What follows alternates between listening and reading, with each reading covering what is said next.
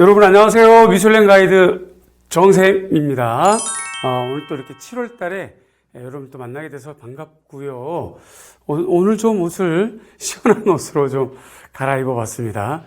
비주얼이 안 되니까 뭐 이런 거라도 좀 해볼까 애쓰고 있는데요. 이것도 아니면 내용으로 승부하도록 하겠습니다. 자, 오늘은 7월 첫 번째, 어머 이게 바로 이렇게 또 바로 빠지고 네, 됐습니다. 7월 첫 번째 미슐랭 가이드 시간인데요. 7월 달에는 우리 미교론으로 이렇게 한번 미술교육학으로 접근해 보려고 합니다. 그래서 미술교육학 첫 번째 시간이 되겠고요. 미술교육학에 관련된 내용은 제가 편찬한 책 요 3권에 많이 수록되어 있고 심화이론 이쪽에도 많이 들어가 있으니까 이걸 좀 참고하시고요. 자, 미교론이라고 그러죠. 평가 영역은 미술교육학 영역이 되겠고요. 평가 내용 요소는 평가 내용 요소라고 하는 건 임용고시 시험에 나오는 평가를 말합니다. 임용고시 시험에 미술교육학이라고 하는 영역에 이러이러한 것들이 문제로 나온다는 뜻이겠죠. 그래서 미술교육학의 제1론이 문제로 나오는 것이죠. 미술교육학의 학자와 관련된 이해 정도가 문제로 나오는 것이고 그것을 평가원에서는 평가하겠다. 뭘로? 문제로. 그런 얘기입니다. 이해되시죠?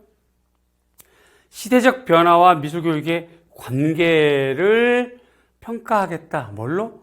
임용고시 문제로. 그런 겁니다. 자, 미술교육의 최근 동향이 또 평가 요소가 되겠고요. 또 미술교육의 목적과 방법, 이렇게 됩니다.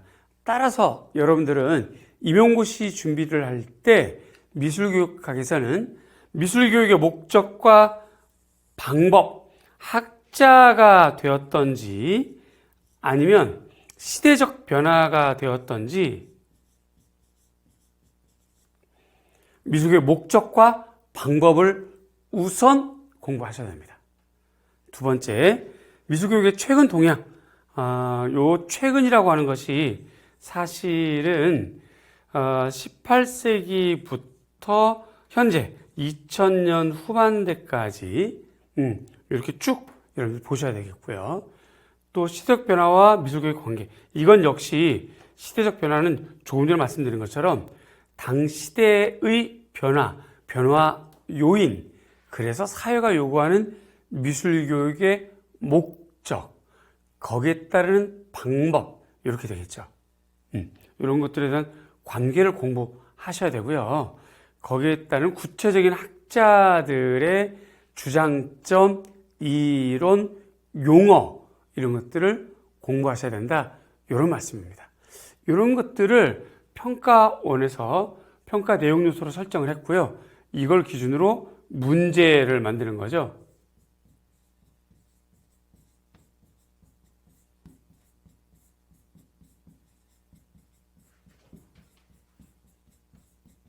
이렇게 만드는 겁니다. 이해되시죠? 좋아요. 자, 오늘 그러한 내용들의 첫 번째 시간입니다. 부담 없이 들어가 볼 거예요. 자, 우리가 미교론, 미술교육 제1론이 되겠는데요. 대체로 1960년, 요 시간을 너무 염려하지 마시고, 요거 뭐 40년이라고 하는 사람, 50년이라고 하는 사람, 학자마다 조금씩 다르니까, 요 연도가 딱 떨어지는 건 중요한 게 아니고, 요 시기가 중요한 거죠. 바로 요거. 산업혁명기부터 해서 쭉 해서 1990년 이후 오늘날까지를 말하는 겁니다. 그러면 이제 우리가 흔히 하는 말로 표현 기능 중심 미술교육 이론 4조라고 해요. 그 다음에 창의성 중심 미술교육 4조, 이해 중심 미술교육 4조, 그 다음에 이제 포스트 모던 미술교육 4조인데 요것을 우리가 네오 DBA라고도 하고요. 이걸 동일하게 보는 시각도 있고 그렇습니다. 아트 프로페라고 하는 구성주의적 측면에서 미술교육, 그 다음에 다문화 미술교육, 시각문화 미술교육이 1990년대를 대표하는 미술교육 이론이라고 한다면 최근에는 사회참여교육론, 즉 커뮤니티 중심 미술교육 이론, 그 다음에 행동주의 미술교육 이론, 사회참여 미술교육 이론, 요게 이제 큰 틀로 접근하는 유목화라면 여기 안에 조금 더 작게 또 하나 이렇게 포함되는 것이죠. 또 생태학과 관련된 미술교육 이론, 또 전통 미술교육 이론 이렇게 구분되어서 전개되는 것이 최근의 동향이고 제 이론입니다. 어렵지 않겠죠? 자, 오늘 첫날이라서요. 일단 요거부터 전개를 할 건데 이거를 접근할 때는 먼저 시대 기차를 타면 고대부터 가겠고요. 그 다음에 중세, 그 다음에 르네상스, 그 다음에 이제 17세기 전제주의 시절 프랑스 아카데미,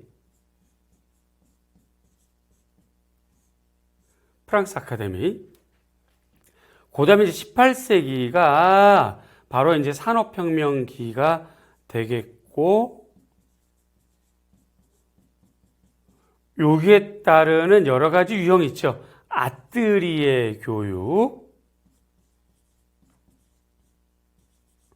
그렇죠? 그 다음 이어지는 것이 장식학교, 기술학교, 뭐 이러한 흐름이 쭉 이어집니다.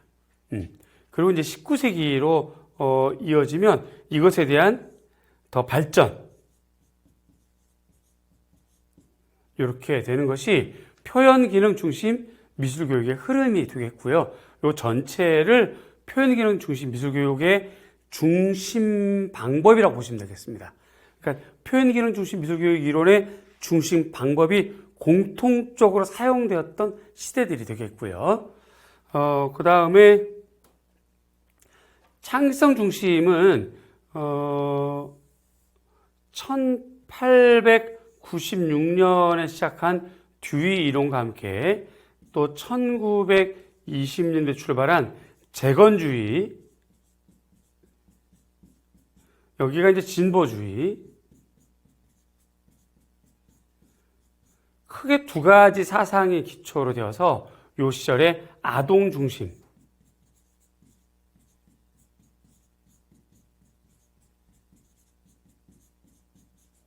로 출발하는 것이 바로 창의성 중심 미술교육 이론 4조가 되겠습니다. 이해 중심은 1960년대에 발의가 되었다가 발표가 1984년에 발표가 되는 가장 핵심이 되는 DBAE 교육과정 을 포괄하는 다문화 미술교육, 그 다음에 두뇌 중심 미술교육, 좌우뇌 미술교육, 여가선형 미술교육 등등등등 학문지향적 경향들을 이해중심 미술교육이라고 합니다. 이해가죠? 그 다음에 이제 이렇게 전개되는 건데요. 오늘 첫날 요거부터 출발해 보려고 합니다. 첫 번째입니다. 이제 그래서 이러한 그림들을 가지고 쭉 전개하겠다 하는 말씀이고요.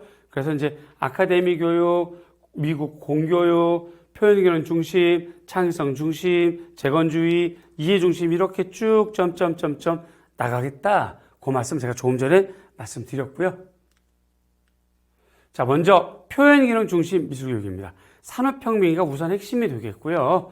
교육과정 중심, 교사 중심, 교과서 중심 4조가 되겠고요. 산업디자이너 육성이거나 숙련된 제도공이거나 드로잉 교육을 강조합니다. 반복 훈련 중심이고요. 단계별 학습이고요. 헨리 콜 중심이고 월터 스미스가 가장 대표적인 학자가 되겠고, 특별히 여러분들은 월터 스미스 이전에 페스탈로치,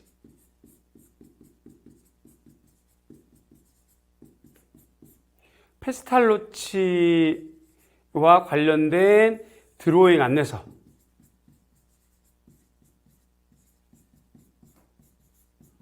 이거를 많이 사용한 학자들이 이렇게 좀 있습니다. 이런 학자들은 수업 시간에 배웠고요. 앞으로도 배우게 될 거고, 요것의 전개가 제2 버전이 바로 월터 스미스가 되겠습니다.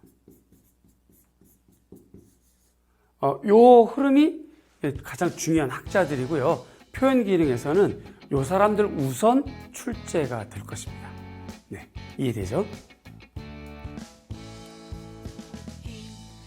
자, 다음은 창의성 중심과 관련된 건데, 요건 우리가 다음 주에 또 출발을 할 거예요. 그래서 다음 주에는 오늘 배웠던 표현 기능 중심에 대한 조금 더 구체적인 학자들 좀 볼 거고요. 좀 더 자세하게 또 한번 들여다보도록 할 거고요. 그 다음에 이어서 창의성을 또 안내하는 시간이 되도록 하겠습니다. 다음 주는 요 화면으로 또 이어지려고 합니다. 여러분, 오늘 미교론, 머리 아팠던 미교론 첫날이었는데 대충 이해와 접근이 되었다면 성공한 거예요. 어때요? 괜찮죠? 이렇게 해서 머리 아프고 골치 아픈 미교론이지만 재밌고 간단하게 요약해서 맛있는 요리 만드는 것처럼 미슐랭 가이드로 접근해 보시면 어떨까요? 여러분, 구독 좀 부탁드리고요. 많이 좀 재밌게 해보자고요. 고마워요. 다음 주에 봐요. 고맙습니다.